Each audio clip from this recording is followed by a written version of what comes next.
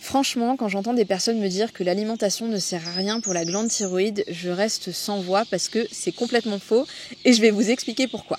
Alors, pour ceux qui me suivent, vous savez que je parle beaucoup de la glande thyroïde, donc je vais pas revenir sur les fondamentaux, parce que voilà, j'en parle déjà dans plein de posts, mais pour autant, c'est important de repréciser une chose importante. Alors, la thyroïde, c'est une glande qui produit des hormones thyroïdiennes, et notamment la T3, donc la triiodothyronine, et la T4, la thyroxine. Mais pour ainsi faire, pour produire ces hormones, la thyroïde, elle a besoin de deux éléments fondamentaux que l'on trouve directement dans l'alimentation. D'abord, la thyroïde, elle a besoin de l'iode. C'est vraiment un atome central qui joue une place vraiment essentielle dans la construction, dans la production des hormones thyroïdiennes. Et l'iode, on la trouve dans les poissons, dans les fruits de mer, dans les œufs et également dans les algues, donc on la trouve directement de l'alimentation. Le deuxième élément dont la thyroïde elle a besoin, c'est la tyrosine. Et la tyrosine, c'est un acide aminé qu'on trouve dans les protéines, qu'on trouve dans l'alimentation. Donc on va les trouver par exemple dans les viandes, dans les poissons, dans les œufs, dans les légumineuses. Donc là encore, on les trouve directement de l'alimentation. Et donc une fois qu'on a ces deux nutriments, la thyroïde, elle va fabriquer de la T4 avec une molécule de tyrosine et 4 atomes d'iode.